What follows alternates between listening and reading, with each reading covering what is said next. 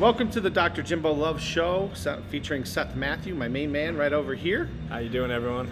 We're here on a nice Saturday in Denver, Colorado. What's this weather supposed to be like today? It's gorgeous, Honestly, right? I think we're going to get close to 70s, and it's supposed to be that way. And, of course, Colorado weather is always a little bit bipolar. Wednesday, Thursday, chance of rain, a little bit of snow. But then we're back up in the 70s again for the next weekend. So it's going to be an amazing week here. Yeah. And there's some great hockey going on just up the road here at Loveland. We're going to talk about that in just a moment here. But what we want to do is we'll start off with some of the games. Remember, we have the Frozen Four tournament that's well underway. The first round is done, and we had Harvard and Minnesota State Mankato. Yep. Basically squared off. You know, Harvard is the Ivy League champions, and Minnesota State, of course, was number one a number of different times. If they're not right now, were they ranked? So they were number one at the beginning of the season. St. Cloud State knocked them off early.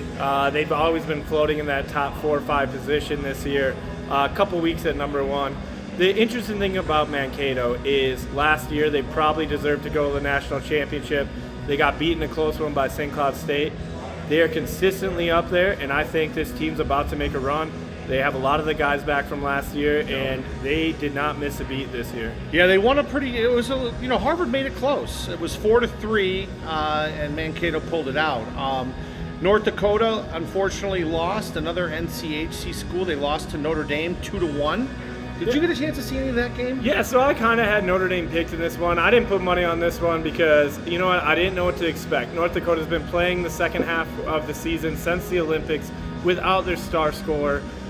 He got an injury up at the Olympics, and, he ended up, I think the NHL might have played a little play in this where they might have gave a call and said shut him down because, it's just college. This is kind of their farm team. So sure. Ottawa Senators probably gave a call and said shut him down for the year. They still played very well. Notre Dame just got the edge. It was 2-1. Technically should have been over in regulation. Notre Dame did score. It was disallowed. They still scored in overtime and pulled out the W. Now, will this kid get a chance? Is he a senior? Will he get a chance to catch on with Ottawa and play the second half of the season? Yeah, they could call him up right now. This is going to be a Cale Makar situation. And for people that don't know who Cale Makar is, he's a star defenseman on the Colorado Avalanche. And he played for UMass when he was in college. And they had gotten eliminated, I believe, in the Frozen Four. And the Avs were about to head to playoffs, and they gave a phone call, and they pulled him up right then and there. Right on. That's great. That's just like they do in baseball. At the end of the season when they expand the rosters, a lot of these guys have been playing AAA or even AA get a chance to get into the show. I mean, you got to love that. Michigan Tech and Duluth. I tell you what, Duluth is tough. They're the ones that just got done beating DU last week to eliminate them from the NCHC tournament.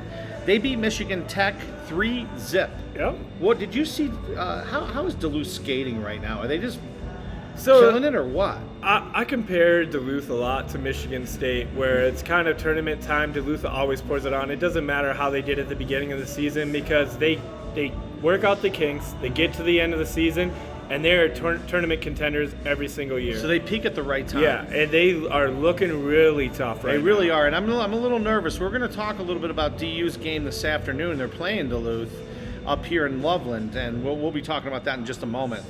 American International lost to Michigan 5-3. Michigan, they're one of your picks. You think they're going to make it to the Frozen Four? Yeah, they are one of the teams out there that they're young, but probably, if you were to keep these guys for 4 years, which I don't think a lot of these guys are, sure, you're running into probably one of the most talented teams in this pool. Wow. If they all come of age and they all get to stay there. Now, I see a lot of these guys probably going pro a little early, but this is just a talent I haven't seen on a college hockey team in a while, like all consistently. Great scores, great defense, great goalie. They kind of like Duke, all a bunch of young kids that can play really well. Yeah, and so basketball. So they have the shot. And Michigan hasn't really been there in a while. I mean, back in the day, they were always kind of contenders, but they're really pulling it together this year. And I really see Michigan and we'll get to Minnesota here in a minute, but I think Michigan and Minnesota are both contenders for the Frozen Four. Interesting. Well, this one is a little bit tough for Seth. Unfortunately, his St. Cloud State just played their hearts out and ended up losing a tough one to Quinnipiac 5-4. The shots on goal, I mean, right off the bat, you look at it, and St. Cloud State had 34 shots on goal, and Quinnipiac only had 16. So, the goals just did not work out really well for St. Cloud State, although they poured it on in the second period. Yeah. I know Seth and I were texting back and forth about during this game. What were your impressions of St. Cloud? So it was just a bad puck fall. So unfortunately, St. Cloud State is going to go through a rebuild next year because out of the 27 starters they have for this St. Cloud State team, 23 were returning from that national title run last year. Oh, man. So a lot of these guys are missing their window. And unfortunately, you can't time injuries. You can't time illness. The starting goalie, Henrique, he was out with pneumonia. So you had a backup goalie in that didn't play a lot this year. And so the goals came in for Quinnipiac. I think St. Cloud State played a phenomenal game. I think they really showed what they could do. But they fell up short with the backup goalie. Now, if the starters there is a different, it's all hindsight 2020. Maybe it is, maybe it's not. Maybe he gives them the same goals. But I would like to think St. Cloud State played well enough to win that game, and they just came up a little short, and that happens. Well, they definitely had, whenever you have 34 shots, you are doubling the other team up in shots. Usually the team that has the most shots on goal wins. Yeah. Most times. All right, so we move on to Minnesota, University of Minnesota. The Golden Gophers played against UMass. We forgot about DU, too. University of Denver played against UMass Lowell and pulled out a pretty tight win at 3-2, which I was really surprised with because UMass Lowell I didn't really see as being an issue. If you actually look at the shot total, that game, DU outshot them, outplayed them, but the goals just weren't going in for them. I think that gets corrected in the next game when they play Duluth. There's going to be a little vengeance there, but overall, Denver looked good. They still have the depth. They capitalized on their opportunities, and they got the win. Yeah, and that's all that matters. Remember, this is win or go home. Mm-hmm. Minnesota, University of Minnesota, as we were saying before, 4 versus UMass. This is the regular UMass team, 4-3. And did you get a chance to catch that game at all? Yeah, so that was a battle. It was crazy to see because UMass, if people remember, they were last year's champions. St. Cloud State and UMass both exiting first round this year. It's really hard to get back to where you were the year before. We've seen DU do it a couple times. We've seen Duluth do it a couple times. But it's a difficult situation to get back up there. You need a lot of things to go right. And you know what? UMass looked like they were going to take this one. They ended up 3-1. Minnesota, this team really showed a lot more grit than I thought they had. They battled back, tied it 3-3, and ended up taking it in overtime. Right on. And then, of course, our last game of the first round of the Frozen Four was Western Michigan against Northeastern. Western Michigan handled them 2-1. Northeastern, you don't really know a whole lot about them. They're a team out of Boston. They're an Eastern team. We didn't see them play a whole lot, but Western Michigan's tough. Well, and the thing with that one is the score isn't very telling of how the game went. Western Michigan was up somewhere around like 20-5 in shots after the first period. They were dominating the gameplay. Northeastern did pull it on once Western Michigan was up 1.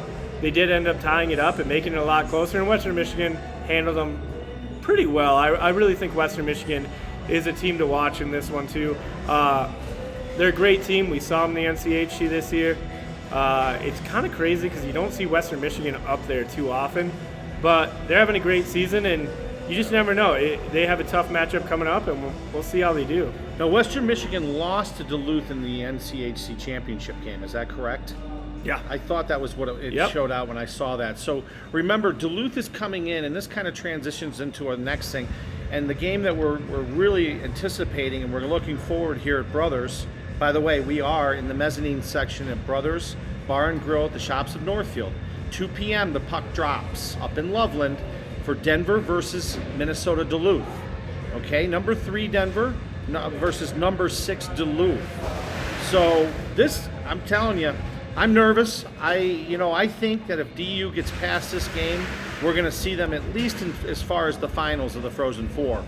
But boy, I'm telling you, what are your impressions with this? So these ones are tough, especially when you're running into a team that you've already played 5 times this year. So overall, all the games have been close. Duluth came here and split. I believe Duluth was a team to actually end the win streak of Denver this year. It did. The whole win streak. Then we get to the tournament. Duluth gets another win, 1-0 over them. So you would think Duluth has the edge, but it's also tournament time. Things get a little bit more tighter. Things get a little bit faster. I'm going to go with Denver on this one, and I think they actually pull off because it's hard to beat a team 3 times in a row. Right, it really is. And there's something about that Magic 3. I was trying to explain this to the GM of Cornell Hockey, Scott Howard, that it's just something about trying to beat a team 3 games in a row. And if you watch all these professional series that are 7-game series or 5-game series, you notice how teams jump out to a 2-0 lead. Now, granted, a lot of times it's because they're going back to their home and they're playing, or the other team's playing on the road. But you don't normally see a lot of teams go up 3-0. It's always a 2-1 series, and it's something about that Magic 3 games in a row thing. So. Yeah, and I'm going with Denver going to get their offense going. I'm going to see them kind of step out here a little bit, and I think Denver's going to end up pulling this one out 4-2. Probably an empty netter, be 3-2, be close most of the game. But I think Denver has the edge. They just have a little bit more depth, a little bit more experience, and I think that they're going to be able to take Duluth out. We're going to try and get, after the season's over, one of Denver's players, this Connor Savoy, to come on our show. I'm going to go down and introduce myself to him and see if we can get him. Kind of got to work through Ron, the gentleman that was the SID, and see if we can't get him to come on our show. Because he's a sophomore. He's going to be around for a little while, so it'll be interesting to just get his perspective of the season. The second game is Notre Dame versus Minnesota State Mankato. That's at 6 p.m. this evening. What are your feelings on that? Do you think Notre Dame has a chance? I don't really think so. I think Mankato's a better team. I think that they have been all year. Mm-hmm. They're consistent. They really don't have losses. I believe their overall record, I think they only have like 3 or 4 losses on the season. Yeah, they've won over 30 games. They have played very well all year. And a big thing about Mankato is they should be in the NCHC. There was a controversy when we expanded about 8-9 years ago that they didn't want to be with North Dakota because they were called the Fighting Sioux. And really? All the other teams decided to side with North Dakota, and Mankato then had to go with Bemidji and these other teams. So they do come from a weaker conference. The NCHC is 10 times harder, but Notre Dame doesn't come from that great of a conference either. I mean, they have it. They have a good one. Real tough. They're playing in the Big Ten, right? Yeah, and so you have the U of M and you have Michigan that are both really good teams. But overall, there's kind of a drop-off in talent. They don't have the depth that the NCHC has on any given week you could lose. Yep. So I'm going to give the edge to Minnesota State. And Cornell's goalie, who transferred from the team that was the 2020 team, is starting in goal for Notre Dame this week. So we want to wish him a little bit of luck just because he's an ex-Cornell guy. Tomorrow, we've got Quinnipiac, the winner of the St. Cloud game, versus Michigan at 6:30. And then we have Western Michigan versus University of Minnesota at 4 p.m. tomorrow.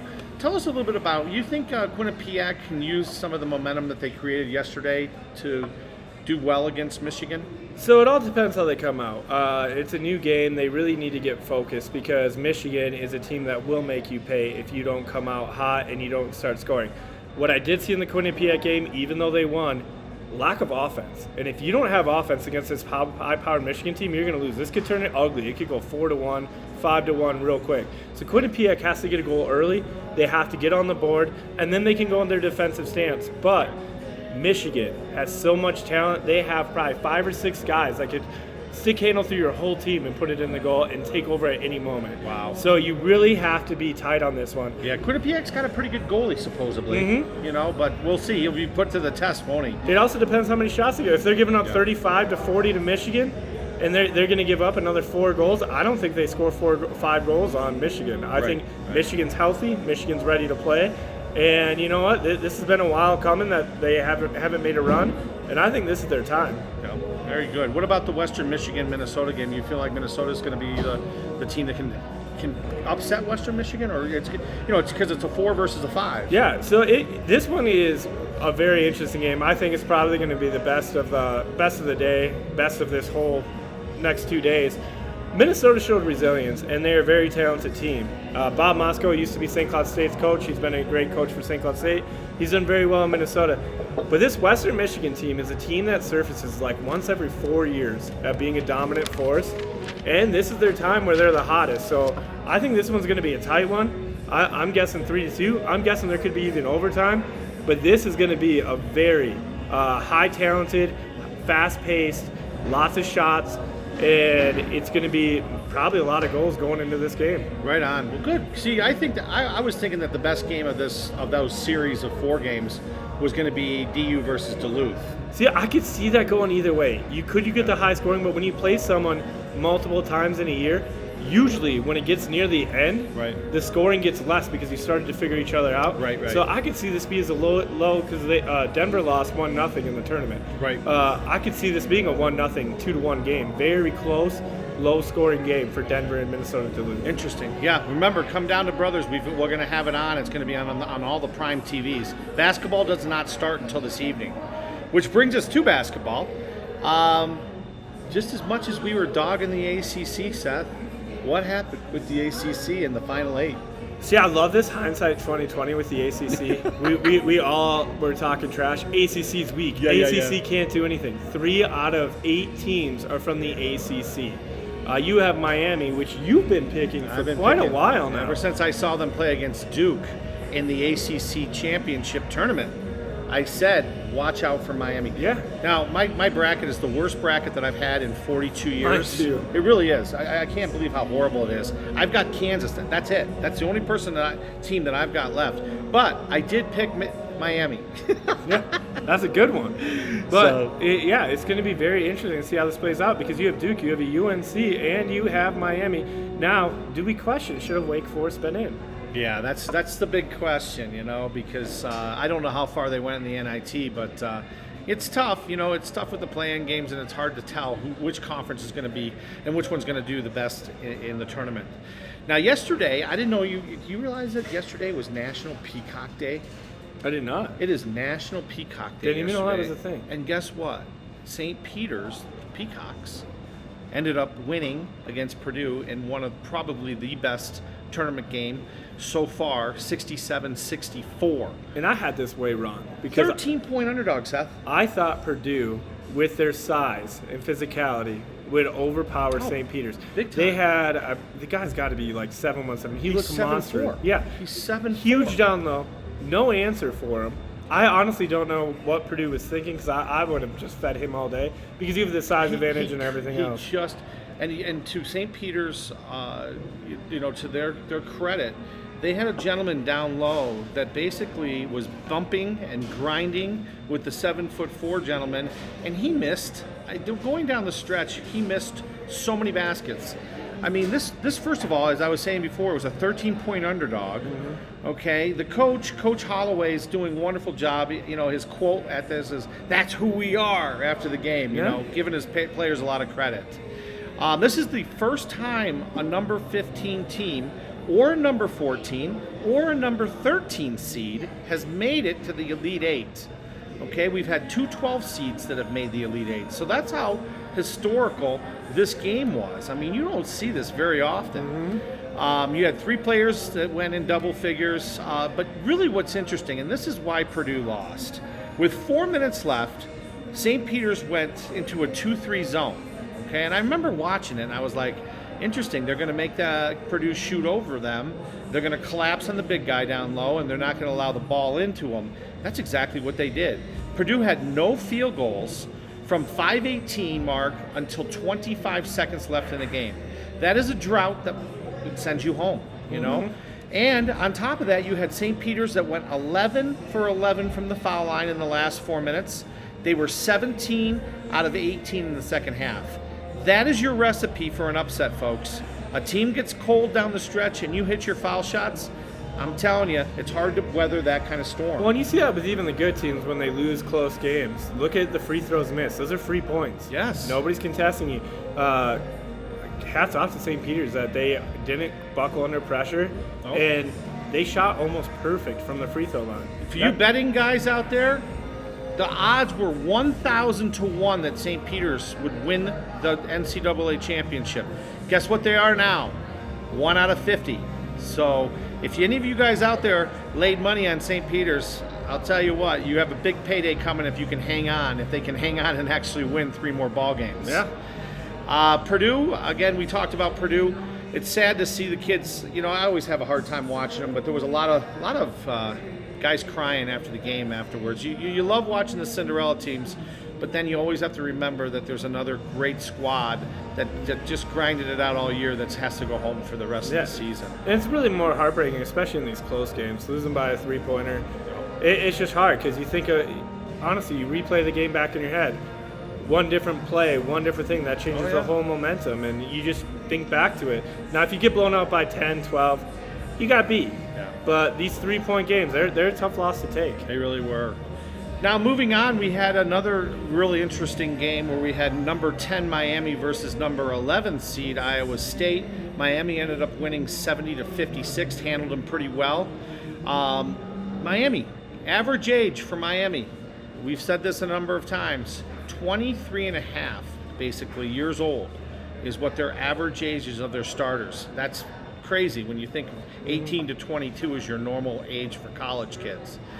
The coach, Larinaga, you guys might remember him. He was the George Mason coach back in 2006 that brought his team, which was an 11 seed back then, brought them to the Elite Eight. There's only been 2 other coaches that have done that, and they're both in the Hall of Fame, Larry Brown and you remember Temple's John Chaney. So, I mean, he's in some elite company there. McGusty had 27 points. He was 10 for 18 from the floor.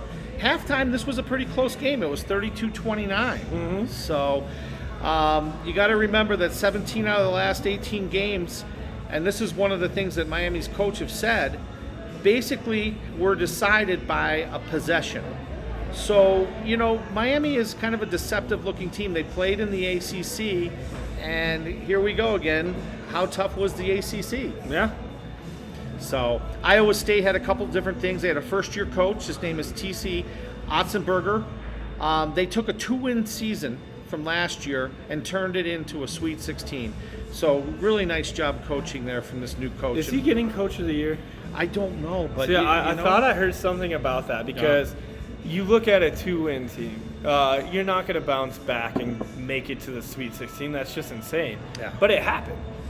Usually it takes, especially a first-year coach, at least 3 years to get their recruits in and build their program. But he created a winning culture. Hats off to him. I'm really curious to see what Iowa State does next year and the next coming years with this with T.J. Otzenberger as the coach. I really think he has done a phenomenal job. Yep. Next game, of course, is Kansas. They played against the Big East regular season champions, Providence. They beat them 66-61. Defense has been a problem all year for Kansas, but I'll tell you what, they stepped it up. And it's really interesting. Kansas is 23-0 for times when they can hold their opponents under 70 points. Remember that going forward. If you see a team against Kansas get over 70 points, then you know that they're not playing as good a defense as they could. But the talent level for Kansas is so off the charts. I think they were, going into the tournament, I thought they were a number 3 best team in the tournament.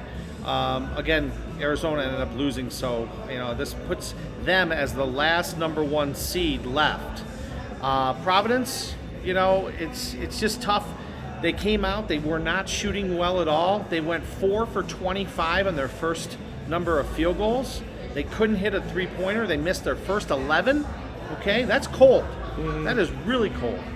And then, Kansas has a couple transfers. This Remy Martin had 23 points. He's a transfer from Arizona State.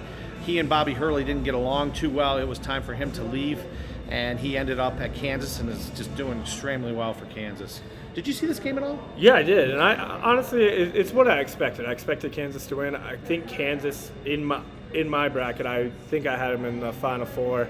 I probably didn't eliminate Auburn quick enough. This Miami-Florida team's really thrown me off a bit, but Kansas, I have a soft spot for them.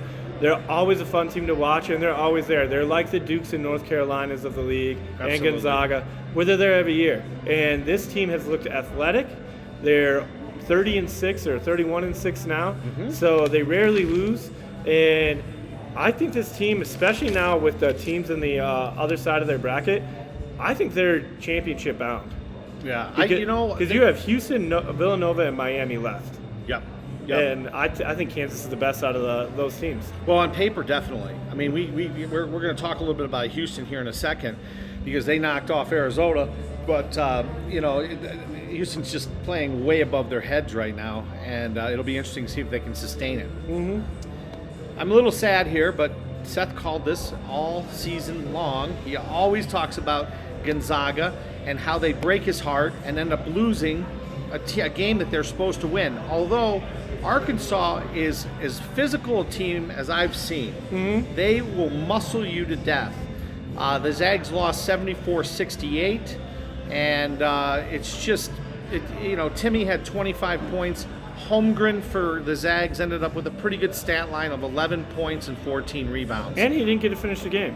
He fouled out. Yeah, Arkansas attacked, and that's kind of what I've been saying, waiting for a team to do this to Gonzaga, because I watched Duke do it earlier in the year, where if you attack Tims and Holmgren and put them in foul trouble, and you can get them out of the game, the Zags' talent level drops significantly, and Arkansas took it for them. I really think the big thing here is points in the paint. You have two dominant bigs, and they ran a stat on this. So Gonzaga usually averages somewhere in the 40s for points in the paint. They only got 18 points in the paint in this game. Wow. Well, you're looking at Holmgren, too, and he only had 11 points. Holmgren's usually in, upper teens, low 20s as points. And that's what happens. Holmgren's a freshman. And that's the problem with freshmen is that, sometimes they can play, above their heads, but other times they lay eggs. And I'm not going to say that Holmgren laid an egg, because 14 rebounds is nothing to shake a stick at. But 11 points is definitely a lot less than what he normally scores. Well, and unfortunately for the Zags, Holmgren's most likely gone. He is gone. There's no point for him staying. They're saying that he's the number one pick in the draft. Oh, yeah. We saw it back in the day. I don't think Tyus Jones ever deserved to be taken as high as he did in the first round from Duke. But he got, what did he get, ACC Player of the Year or something, and then he got tournament MVP for March Madness. He had his highest draft stock. He had to go. There was no way he was ever going to do better than what he was going to do. Yep. Now, Holmgren, I think, could improve. I think he needs to fill out a little bit more. I think he should stay another year. But when you're going to be the number one pick, you can't say no. If you're going to be the number one pick, why wait?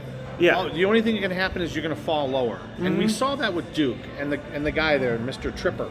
Oh, yeah, Grayson Allen. Grayson Allen was picked to be a top 5 pick. NBA champion, though. And he stuck around for 2 more seasons and really ended up falling. I think he ended up falling into the second round. Yeah. So, there's danger there. If you can make your money and sign a contract, you got to take it when you can. And you really, with Holmgren, there's just such an upside to this guy. Mm-hmm. He's a 7-foot guard.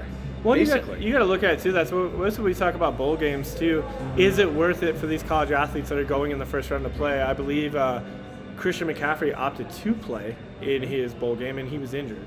Now, that takes a significant toll on you going to the draft, because now people are like, do I have to wait a year? Yep. Are you going to be healthy? He hasn't had the healthiest career right now. But you can't go to the combine. Yeah. So they can't even see. So they can't evaluate your body of work from college, And so that's the other thing. Even though I think Holmgren should stay, I think he needs to fill out a little bit more. I think he needs to develop a little bit more. He eventually, I think, will get to being a very good pro. The risk of injury and the risk of not being paid while you're playing, I think he just goes. Unfortunately, you're going to end up on a lesser team, but because you're the number one pick, you got to go to the low team. Sure. Hopefully, this is my hopes. He goes to Orlando so he can play with Jalen Suggs, childhood best friends, both from Minnesota. Oh, right on. And they can both play there in Orlando. Well, good. Next game was Duke versus Texas Tech. Duke pulled it out 78-73. Texas Tech had 4 guys in double figures. Duke had all 5 starters. Looks like they were all firing on all cylinders there. All 5 of them in double figures. I unfortunately was not able to watch this game, but what did you see when you were watching? So Duke's a scary team. So Duke is a little inconsistent. We've seen them go up against Syracuse, and they shot, I believe, in the first half somewhere around 70 to 80%. Just amazing. Right. Don't miss. We saw that again here against Texas Tech. They shot Duke shot 37%. I think between 37 and 38 in the first half. Mm-hmm.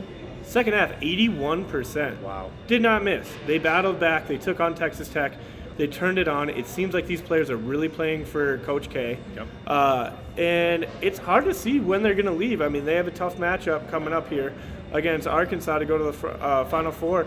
But this Duke team has turned it on all year. They've had some stumbles. They had a 12-point lead against UNC, final game of the season, and they lost by, they lost by almost 10. Yeah, on Coach K night. So, maybe they got, and Coach K was saying this too, is if this team got a little momentum behind them, they would be a really tough out. And that's what we're seeing. We're seeing them going for a regional championship now. How do you like that, Jimbo? Exactly. Didn't Boeheim say some horrible things? Yeah, You said in the Boeheim said after he got eliminated from the conference tournament by Duke Duke's not going to go far because they're going to struggle a lot in the tournament. Yeah. Elite Eight, Jim. Yeah. Elite Eight. That brings us to UNC, and they played against UCLA 73-66. UNC had 4 starters in double figures, and so did UCLA. But Caleb Love had a big game, 30 points, ended up with 6 for 13 from the three-point line. Another team that's very inconsistent. UNC at time has looked amazing, but I've watched them lay a couple of eggs this year where I didn't know how they were going to do in the tournament. I had him eliminated at this game. But with Caleb Love playing the way he is, he killed it the last game, he killed this game. When you have these players step up at the right time, complete different game changer. So UNC, honestly, is going to have a real fun test coming up here, and we'll get to that one here in a minute. But UNC is looking good. They're hitting on all cylinders. I'm actually fearful Duke's going to run into UNC in the Final Four, and we will see them play for the 4th time this year, or 3rd time this year. Yep, absolutely. And, Hubert Davis is a first-year coach. He's coming in after Roy Williams retired, a legend. And good job, Hubert Davis. You've done a really nice job with the squad, and you've taken them to the Final 8. So let's see if you can get it up over the hump and make it to a Final 4 in your first year as head coach. Well, I think the big thing with him is you don't see a real drop-off. 2 reasons why. He was the assistant. He had been there for a while, so he knows the system. He understands it. It's the same thing Duke's doing with Shire. Yeah, but this is the thing. I hope Coach K does what Roy Williams is. He did. Who's behind the bench? Roy Williams is. Every game. He's always there. He's always and I think you'll see that kind of taper off here maybe in the next 3-4 years. Sure. But for the first couple years, he's setting up his assistant for success.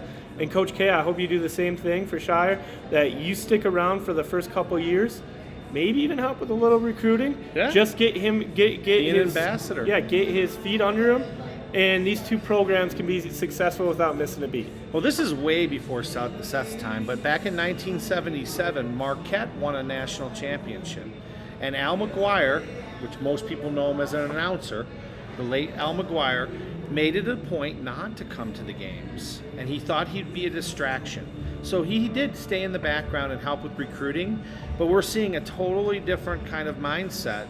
And I think that, Al McGuire really missed out by not being able to go back and watch his Marquette team in the late 70s. Mm-hmm. But you got to remember that was a different era back then as well.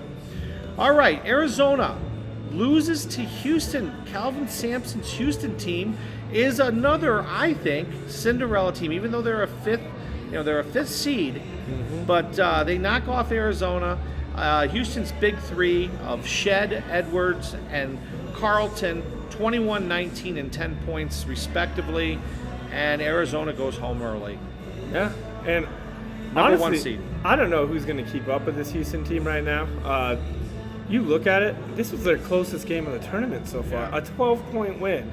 Now these 3 guys are playing off the charts. And I heard a little bit of talking at the beginning of the tournament, and a lot of people were saying, Houston's going to cause some issues. But everyone told me Arizona was going to be in the championship. Everyone. I had him winning in my bracket. Yeah. You had him winning in your bracket, too. I did, too. And one of your brackets. Because he was it's a super athletic team. They only have 3 losses on the year. I really didn't see Arizona get knocked off.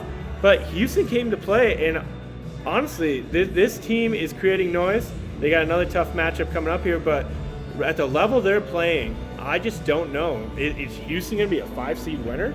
I don't know. I'm telling you, this next game is going to show a heck of a lot. And then last of our Elite 8 qualifiers is Villanova. They played against Michigan and won 63-55. I'm honestly surprised that Michigan made it this far. Me too. I really was hoping for CSU, and I know I said this in the preview. I think CSU was good enough to beat Michigan, especially without their point guard. But we saw Villanova send them home, and it's going to be interesting because you got to remember, Villanova has won the tournament in 2016 and 2018. Jay Wright is a great coach. He needs to be mentioned in the same breath as, the Roy Williams, the Mike Krzyzewskis, and the Bill Selfs. So, did you see this game at all? Did you watch it? So I missed this game, but I honestly, I had already picked Nova. I didn't think this game was going to be close. I was surprised it was as close as it was. Michigan's played out of their mind. Congratulations to making it to the Sweet 16, but honestly, I didn't really think you should have been there. But you know what? You did. You won your games. And hats off to Juwan Howard. I mean, he had that incident where he reached over and kind of bitch slapped that coach. Yeah. And he kind of recovered after that. He had a 5-game suspension? And, he got his kids playing the best basketball that they played all season right during tournament time, and that is a mark of a good coach. Well, and it also, like, when you have incidents like that, sometimes it gets your team fired up, and maybe that's how it played off, because when you see the coach take a step in for your players, and even though it's controversial and it's all over the news, some people label it as distraction, but I always see it as motivation, because this team really came out to played better than they have all season. They did. And they were at the top of the top. I don't know how many returners they have, but if they have a majority of this team coming back next year, I can see Michigan going in as a 5 seed next year and being a lot better. Yeah. Well, Juwan Howard is a good recruiter, and Michigan's such a, it's a destination for basketball. I mean, John Beilein built a program there before he left to go to be the coach for the Cleveland Cavaliers. Unfortunately, it didn't work out for Beilein, but Beilein, has really gotten Michigan basketball back in the spotlight like it was in the late 80s, early 90s. Yeah. All right, so let's talk about these regional championship games. We'll talk about the games today, first of all. Duke versus Arkansas. Again, we've got the young kids against the hard-muscling SEC Arkansas team. What do you see in this game, Seth? So I give it to Duke on this one, and this is why. I'll give you the reason. So Gonzaga got shut down because they couldn't score in the paint. Right. They also didn't shoot well from outside the paint. Duke shoots from everywhere. They are built. You have Banchero that literally can shoot a 3 or he can drive it in. Yeah. You also have a 7'2" guy down low that is fed if it's open up. They aren't a one-trick pony. I felt like Gonzaga, even though they did hit some, they shot pretty well from 3 throughout the year. I thought they were a predominantly down-low team that would get like the gritty baskets in the paint. Well, Duke, if you're covering that, they'll just shoot 3s all day and they'll hit them. Right. They have turned around and shot 80%. Those 80% weren't dunks. Right. They were shooting 3s. They were shooting 2s. They're kind of a whole package. Yeah. The only way I see Arkansas really taking this is if they slow the game down. Yeah, they have to slow it down and just muscle the heck out of them and just get to the point where they're getting every offensive rebound. Yeah. And they got to hope that Duke doesn't shoot 80%. Because if that's how Villanova beat Georgetown. Villanova shot 66%. Okay, and in the final, in the second half, they were 84%. And that's when they beat back, and this is a long time ago, this is 1985, but Villanova upset Patrick Ewing's Georgetown by shooting the ball out of their minds. Well, I think Arkansas has a little advantage here because what are the odds they do it again? Not likely. Yeah. They usually, when you go out of your mind and you shoot 80%. But these kids are young. They don't know any better. That's true. And they're all 5 of them were McDonald All-Americans. So I don't put it past Duke. I'd like to see Arkansas win. I'm rooting for Arkansas. I'm not a big Duke fan like Seth here. I'm a North Carolina fan. But let's see, and let's hope that it's a good ball game tonight. It plays. It looks like I have it at 6:49 tonight, but I think it starts Mountain Standard Time at 4:49. That sounds a little bit more correct. That sounds a little bit more correct. Yeah, and the second game then is going to be at 2:09. Is that correct? Yeah. Is that what you saw? 2:09? So this would be the Houston. The other game that we have today, and we're getting a little ahead of ourselves. Houston plays against Villanova. We'll check the times. We'll get our producer and our fact checkers to find it out. But then again, you can always just pull it up on your phone. Another reason why I like Duke in this one is I don't really think Duke really battled back from much this year. And this tournament has been a great exposure for them. Michigan State, they were down. It looked like Coach K's season could end. They came back and won. Texas Tech at half, they were down by, I believe, 6 or 7 points. Yes. Yeah. Battled back, won again. So this Duke team is starting to come together and being able, it doesn't matter if they're down at half, they're not getting down on themselves, they're playing great, and they're making the comeback. So as long as they can keep playing at that level, they're a deadly team that could win it all. And Well, you know what? I don't even know if I picked them to win Well, it they all. actually, they did a kind of an interview with Coach K about this, and he said this. He goes, if we get a couple games under our belt and we get away from the distraction of himself, and he feels guilty about that, that's how you know the guy's a very humble gentleman. He doesn't want that focus to be on him, and you could tell even during Coach K night, he was a little bit uncomfortable with all the attention being drawn to him, but he said if he won a couple games, these guys were going to be a really tough team to beat, and that has been the case. So let's see what happens. This next game, we've got Houston, the upstart, playing way above their head. Calvin Sampson playing against a very, very tough, well-coached Jay Wright Villanova team. What are your feelings on this game? Do you think Nova has a chance, or do you think Houston keeps rolling on? I'm picking Houston. So when I did my sports bet last night, I gave in. I took Houston. Good. After seeing Houston play last week, I thought we were going to have another bet here because Miami, just for the record, Miami won and Seth took Iowa State. That's true. So I'm up a whole $5. It's burning a hole in my pocket. I want to make another bet. Well, and just looking at the road that Houston's gone, the tests have been there, and they've exceeded everyone. You played a tough Illinois team that I thought was probably one of the better schools, if not the best school in the Big Ten this year. They had a couple losses early because they were missing their star player due to injury. And then they go up against a tough Arizona team that everyone had to win it, and you pull off that win too. I just don't see anyone stopping you. You're defying all odds. I didn't have you picked at the beginning of the year. If I was going to normally pick, I would have just took Nova. But after seeing what Houston's gone through in this tournament, I'm kind of leaning towards their route. Yeah, and you got to remember they just played 2 days ago. So that makes a big difference. They don't have a week to think about it or read about their press. Sometimes when you have a Cinderella team, it's tough to take it from the regional finals into the Final Four. We'll see. Well, and it's kind of a home game. For Houston. Oh, is They're it? playing in San Antonio. Okay. Well, yeah, you're right. It's just So, right down the so road that's from even going to be a little bit better for them. So them. you should have a lot of Houston fan there. The next game, of course, is North Carolina versus St. Peter's. And will St. Peter's be able to keep this Cinderella streak alive? I don't know. I can't pick them. I didn't pick them last game. I didn't think they would get past Purdue in any stretch of the imagination. So I think UNC outpowers them. I think that you'll see the final 10 minutes of the game, unless UNC is just playing horribly and can't hit a basket like Purdue, I think you'll see them pull away in the last 10 minutes. It's really funny. I feel like that's what we said about Purdue. That's what we said about Purdue. But, we really did. So I don't want to jinx St. Peter's because I picked against them the whole tournament. Yeah. So I'm going to go with UNC in the hopes that maybe St. Peter's still pulls it off. But you know what? North Carolina, they're playing good basketball. They eliminated the number 1 Baylor team. They lost their leading scorer in the second half of that game, and Baylor came back, but they still pulled it off. So this UNC team is playing out of their minds. They're starting to look like they're real contenders. And St. Peter's, I just don't know. You just find ways to win, and so it's going to be a great game no matter what. I'm going to go with UNC just because of who they are, and St. Peter's is kind of nobody. A lot of gutsy kids on that team, and the coach.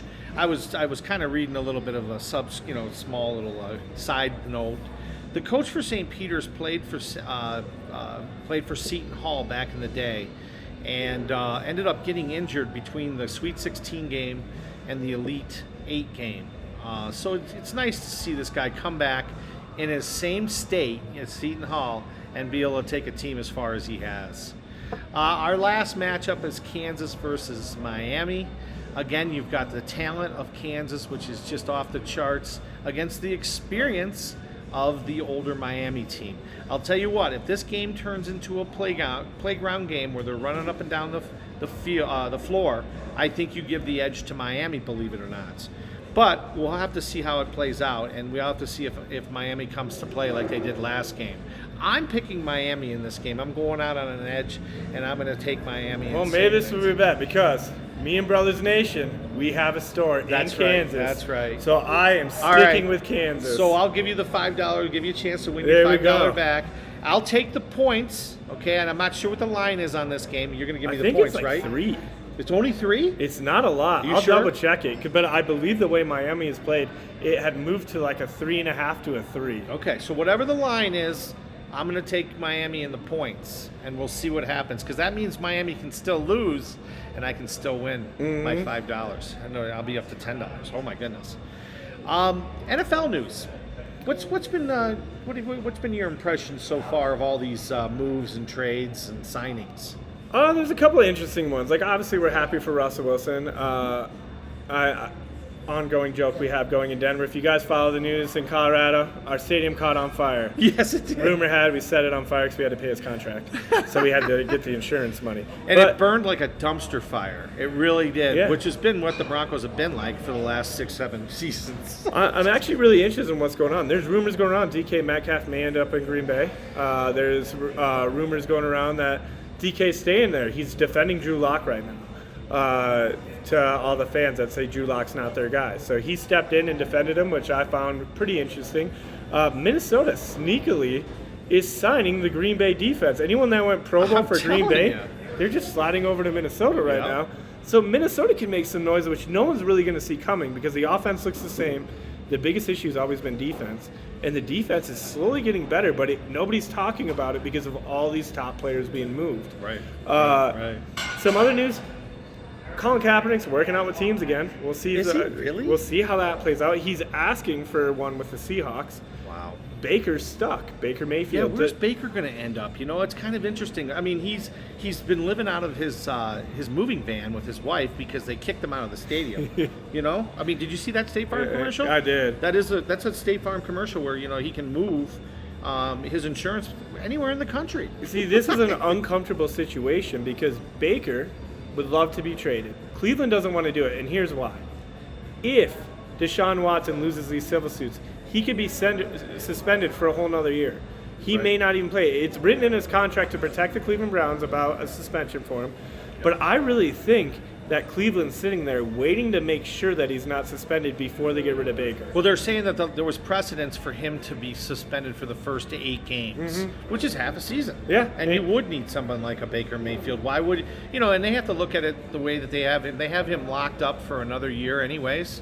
So why trade him unless they're going to get something significant for him, especially if you're going to end up having to play with a second Which string they're not quarterback. asking for much. They're only asking for 1 first-round pick. That's way less than any of these other quarterbacks have been switched. Now, here's the thing you run into. What if you keep Baker? This is going to create so much more controversy. What if he goes 8-0? What if he takes him to the playoffs? What if he gets through 2 rounds of playoffs, almost gets them to the Super Bowl, and falls just short? Yeah. Now you have an expensive quarterback in Deshaun Watson, which you're kind of forced to move in. Yep. And you have to figure out what to do with Baker. Well, it's almost like what the Eagles had with Nick Foles. Mm-hmm. I mean, here they had that Carson Wentz that was sitting, got injured. Foles takes him, and they end up winning the Super Bowl. And then the next year, you're like, well, what are we going to do? What do we do with Foles? Which I think they made a mistake on that one because they got rid of Foles first, right? Yeah, they got rid of Foles. And so, like, that – I actually don't know. They were probably about the same because Nick Foles had a very unfortunate event happen where Carson Wentz dominated the regular season. They make the playoffs. He gets injured. Nick Foles takes him the rest of the way. Well, what happened to Nick Foles was he got traded. I believe he ended up on the Jaguars first. Yeah, he was down to the Jaguars. It was game 1, maybe game 2, injured for the year. Yep. Then he ends up back up in Chicago, ends up injured again. He just couldn't stay healthy. So it was just unfortunate. You never want to see that happen. Injuries are always the worst.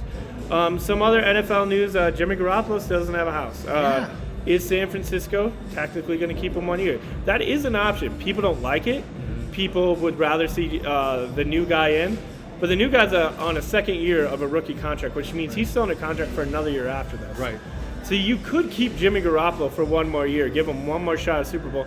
And honestly, I don't understand why not. Like, I'm not a Jimmy Garoppolo fan myself, but he took you almost to the Super Bowl. Yeah. I just don't understand why you would offload a player for a brand new young player that's unproven for a guy that almost took you to the promised land. I agree. And then what's going to happen with Matt Ryan down in Atlanta? People have talked He's gone. about he's over at the Colts now, right? Yeah. So he definitely went to the Colts. He's going to be phenomenal. Okay. I think. So you've got Atlanta that's looking. Yeah, and or did they get somebody? Marcus Mariota. Did they picked up Marcus Mariota? See, he's going to get a start, and he's going to dominate. The funny joke was when Matt Ryan got taken away, Cordell Patterson, their running back, literally tweeted and says, "Put me in, coach," and he was throwing footballs in his backyard, saying he wanted to play quarterback. But no, I think Matt Ryan, I think the Colts win this division. I think they take out Tennessee with Matt Ryan at the helm. I think he has a very stacked team, a better defense than he had in Atlanta when they went to the Super Bowl. You have a better running back in Jonathan Taylor, who I think is arguably the best running back in the league right now after just 1 year. He's only going to get better. And all the pieces are there for Matt Ryan to be super successful. And what about the Carolina Panthers? Have they picked up a quarterback yet? I know they were looking. They were kind of in that. Carolina's still open because they're still talking about Baker going there. Now, that's where I think he's going to end up. A rumor going around, which is real interesting. Now, this one is, I'm trying to rack my head around. Tom Brady comes out of retirement. Goes to Miami. That's what he's pushing for. He's trying to force going to Miami. Now, I see why. When I see all the people they got. Yeah. They got Tyreek Hill. They already had some stud. You have Waddle. Yeah. You have all these other great players. And Gronk hasn't signed yet. He's holding out. Gronk's holding out probably to see if Tom stays in Tampa or if he goes to Miami. But the Bucs did re-sign Fournette. Did you see that? I did see that. Yep. But Tom Brady on Miami would be devastating, I think, for the league, because the big thing is people are saying, can Tua prove himself? Because now he does have a starting quarterback as his backup already. Right. Teddy Bridgewater is there. And they're saying that he might, if he gets down there, that Tua's going to hold all these wide receivers back because they say he can't throw the ball. So Tom Brady would be a great fit there. Another rumor about Tampa Bay, Baker goes there and sits for a year behind Tom Brady. Right. I've been reading that one a little bit more and more. You give up 1 draft pick to have your future quarterback already there. Sure. I think they go for it. Yeah. And then, Gronk will sign. I think Gronk's holding out. Wherever Brady goes, he's going to sign because he wants to be with his buddy. And they want to play together. And then there's also Edelman. There's been talk that Edelman is thinking about coming out of retirement and playing for whomever Brady decides to play for. Well, that's because when Tom Brady got down to Florida, when he was playing around just throwing a football, who was he playing with? Edelman. So who knows? So there's lots of good things going on. I'll tell you one thing about the NFL. The offseason is so interesting. NHL news. The trade deadline passed us on the 21st. What was your feelings about the Avs? Do you think they've got enough to make it through a run in the playoffs to take home the cup? The Avs tightened it up a bit. They added a star defenseman that was the assistant captain of the Anaheim Ducks. They added some younger forwards. They made some trades with the Wild, made some trades with the Ducks, made some trades with Montreal on the final day. Now, did we make a big splash run like some of these other ones? We did miss out on Claude Giroux. Claude Giroux ended up in Florida, which kind of pisses me off because Florida is phenomenal now.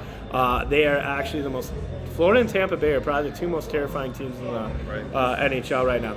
But one move, Marc-Andre Fleury to the Wild, also kind of unsettles me a bit because if he has anything in the tank, they're going to cause some issues for the Avs in the West. Right now, I don't see anyone stopping us in the West.